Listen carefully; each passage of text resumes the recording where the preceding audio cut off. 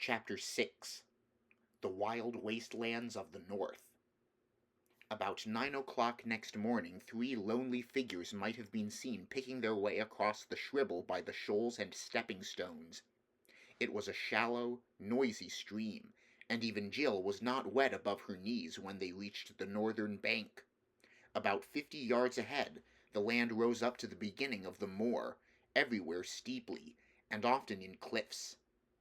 "I suppose that's our way," said Scrub, pointing left and west to where a stream flowed down from the moor through a shallow gorge.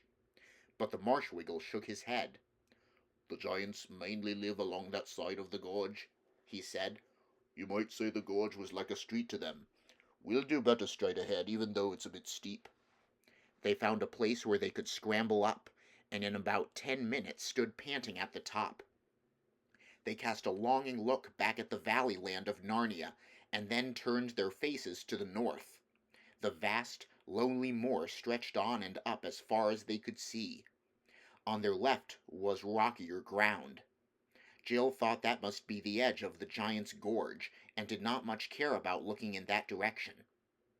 They set out. It was good, springy ground for walking, and a day of pale winter sunlight. As they got deeper into the moor, the loneliness increased.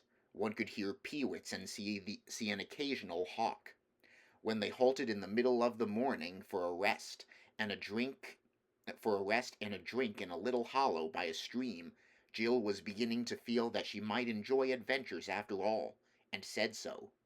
"We haven't had any yet," said the Marshwiggle.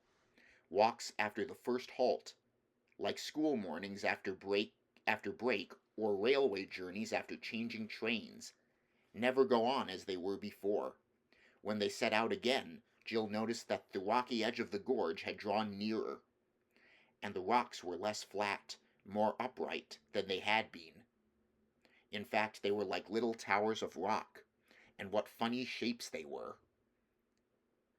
I do believe, thought Jill, that all the stories about giants might have come from those funny rocks.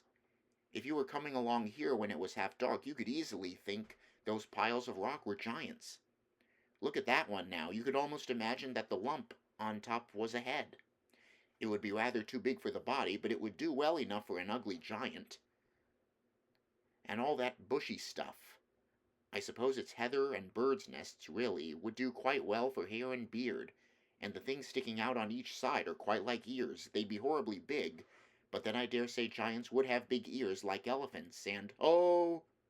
Her blood froze. The thing moved. It was a real giant. There was no mistaking it. She had seen it turn its head. She had caught a glimpse of the great, stupid, puff-cheeked face. All the things were giants, not rocks. There were 40 or 50 of them, all in a row, obviously standing with their feet on the bottom of the gorge, and their elbows resting on the edge of the gorge, just as men might stand leaning on a wall. Lazy men, on a fine morning after breakfast. "Keep straight on," whispered Puddleglum, who had noticed them too. "Don't look at them, and whatever you do, don't run. They'd all be after us in a moment." So they kept on, pretending not to have seen the giants. It was like walking past the gate of a house where there is a fierce dog, only far worse. There were dozens and dozens of these giants. They didn't look angry, or kind, or interested at all. There was no sign that they had seen the travelers. Then, whiz, whiz, whiz, some heavy object came hurtling through the air, and with a crash a big boulder fell about 20 paces ahead of them. And then, thud, another fell, 20 feet behind. "Are they aiming at us?" asked Scrub. "No," said Puddleglum. "We'd be a good deal safer if they were. They're trying to hit that cairn over there to the right. They won't hit it, you know. It's safe enough. They're such very bad shots. They play cockshies most fine mornings. About the only game they're clever enough to understand." It was a horrible time. There seemed no end of the line of giants, and they never ceased hurling stones, some of which fell extremely close, quite apart from the real danger.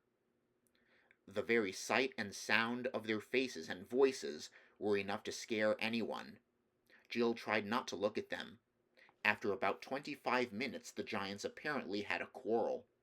This put an end to the cockshies, but it is not pleasant to be within a mile of quarreling giants. They stormed and jeered at one another in long, meaningless words of about 20 syllables each. They foamed and gibbered and jumped in their rage, and each jump shook the earth like a bomb. They lammed each other on the head with great, clumsy stone hammers, but their skulls were so hard that the hammers bounced off again, and then the monster who had given the blow would drop his hammer and howl with pain because it had stung his fingers. But he was so stupid that he would do exactly the same thing a minute later. This was a good thing in the long run, for by the end of an hour all the giants were so hurt that they sat down and began to cry.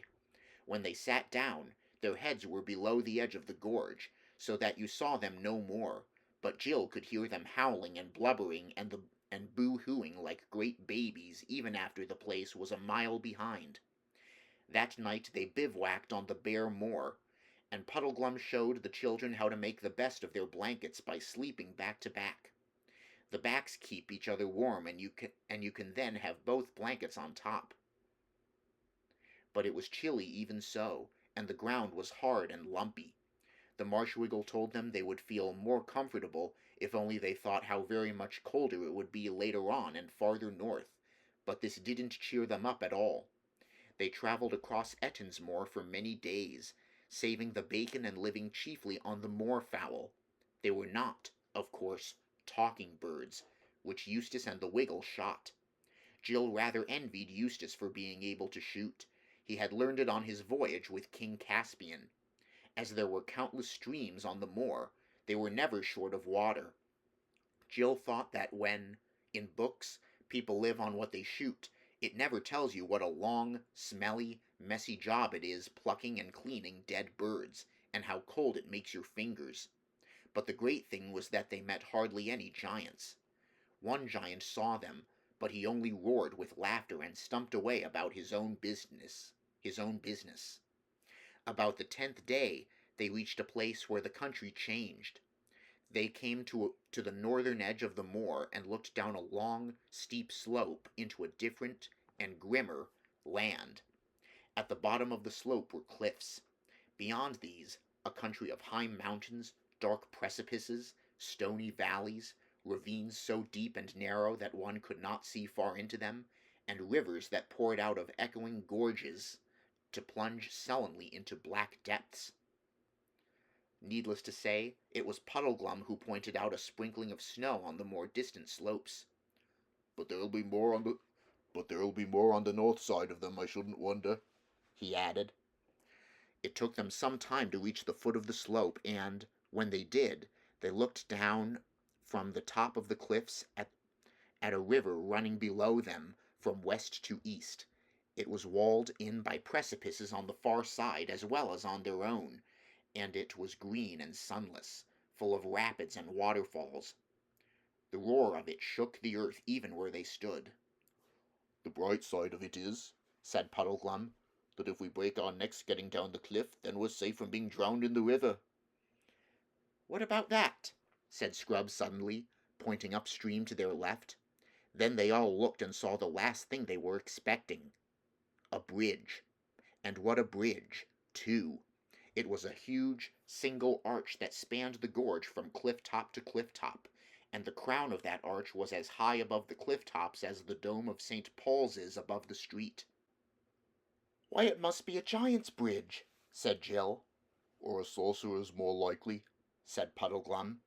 "We've got to look out for enchantments in a place like this. I think it's a trap. I think it'll turn to mist and melt away just when we're out on the middle of it." "Oh, for goodness sake, don't be such a wet blanket," said Scrub. "Why on earth shouldn't it be a proper bridge?" "Do you think any of the giants we've seen would have sense to build a thing like that?" said Puddleglum. "But mightn't it have been built by other giants?" said Jill. "I mean by giants who lived hundreds of years ago and were far cleverer than the modern kind. It might have been built by the same ones who built the giant city we're looking for. And that would mean we were on the right track. The old bridge leading to the old city." "That's a real brainwave, Pole," said Scrub. It must be that. Come on, said Scrub. It must be that. Come on. So they turned and went to the bridge, and when they reached it, it certainly seemed solid enough. The single stones were as big as those at Stonehenge and must have been squared by good masons once, though now they were cracked and crumbled. The balustrade had apparently been covered with rich carvings, of which some traces remained.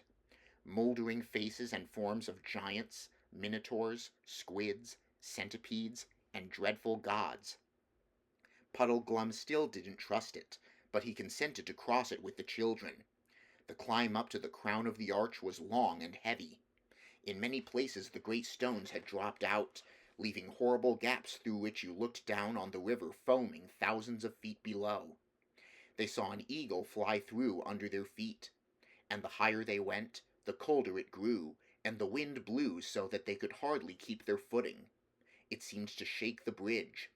When they reached the top and could look down the farther slope of the bridge, they saw what looked like the remains of an ancient giant road stretching away before them into the heart of the mountains.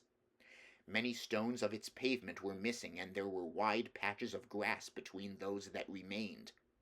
And riding towards them on that ancient road were two people of normal grown-up human size. "Keep on. Move toward them," said Puddleglum. "Anyone you meet in a place like this is as likely as not to be an enemy, but we mustn't let them think we're afraid." By the time they had stepped off the end of the bridge onto the grass, the two strangers were quite close. One was a knight in complete armor with his visor down. His armor and his horse were black. There was no device on his shield and no banneret on his spear. The other was a lady on a white horse, a horse so lovely that you wanted to kiss its nose and give it a lump of sugar at once. But the lady, who rode side saddle and wore a long, fluttering dress of dazzling green, was lovelier still. "Good day, travellers," she cried out in a voice as sweet as the sweetest bird's song, trilling her R's delightfully. "Some of you are young pilgrims to walk through this rough waste." "That's as may be, ma'am," said Puddleglum very stiffly and on his guard. "We're looking for the ruined city of the giants," said Jill. "The ruined city?" said the lady. "That is a strange place to be seeking. What will you do if you find it?" "We've got to—" began Jill, but Puddleglum interrupted. "Begging your pardon, ma'am, but we don't know you or your friend. A silent chap, isn't he? And you don't know us, and we'd as soon not talk to strangers about our business, if you don't mind. Shall we have a little rain soon, do you think?" The lady laughed, the richest, most musical laugh you can imagine. "Well, children," she said, "you have a wise, solemn old guide with you. I think none the worse of him for keeping his own counsel, but I'll be free with mine. I have often heard the name of the giantish city Ruinous, but never met any who would tell me the way thither. This road leads to the borough and castle of Harfang, where dwell the gentle giants. They are as mild, civil, prudent, and courteous as those of Ettonsmore are foolish, fierce, savage, and given to all beastliness. And in Harfang you may or may not hear tidings of the city Ruinous, but certainly you shall find good lodgings and merry hosts. You would be wise to winter there, or at least to tarry certain days for your ease and refreshment. There you shall have steaming baths, soft beds, and bright hearths, and the roast and the baked and the sweet and the strong will be on the table 4 times a day."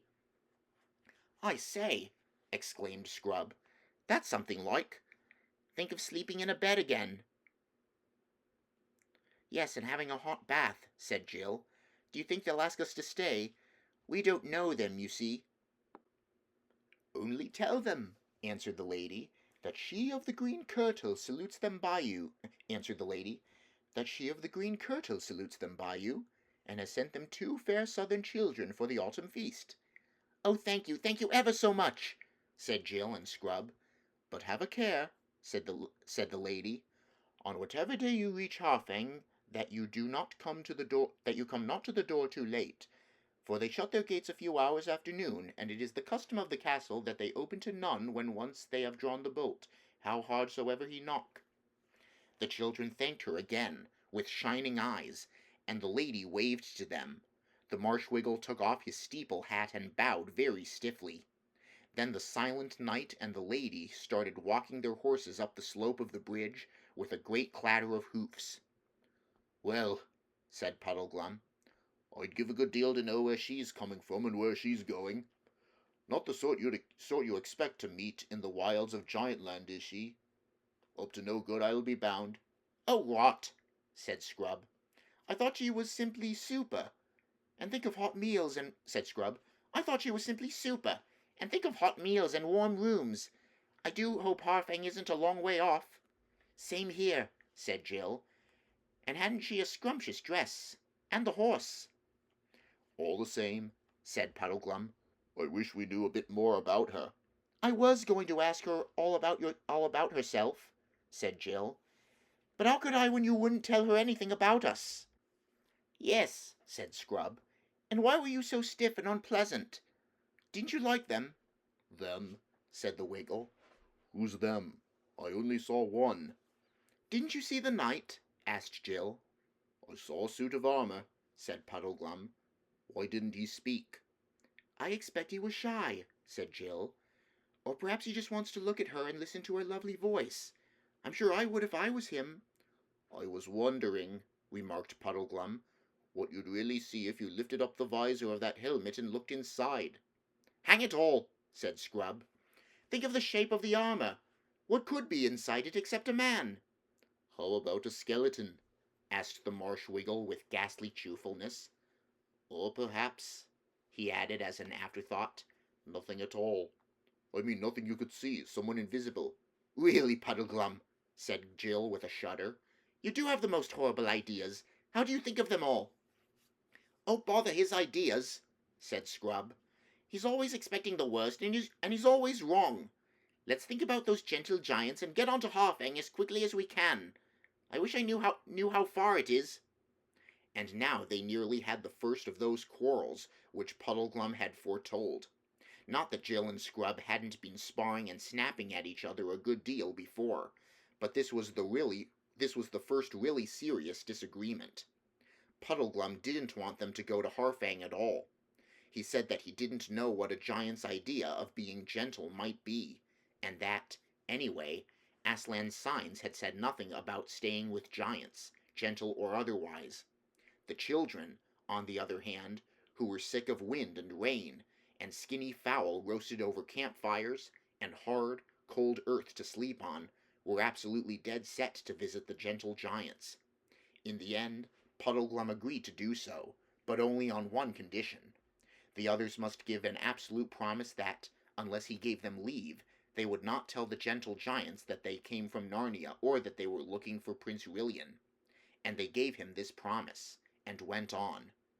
After that talk with the lady, things got worse in two different ways. In the first place, the country was much harder.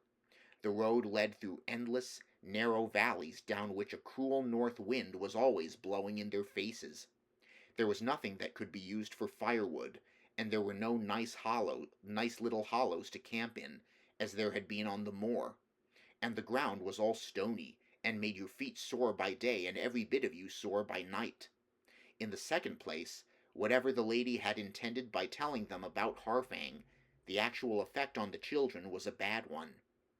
They could think about nothing but beds and baths and hot meals, and how lovely it would be to get indoors.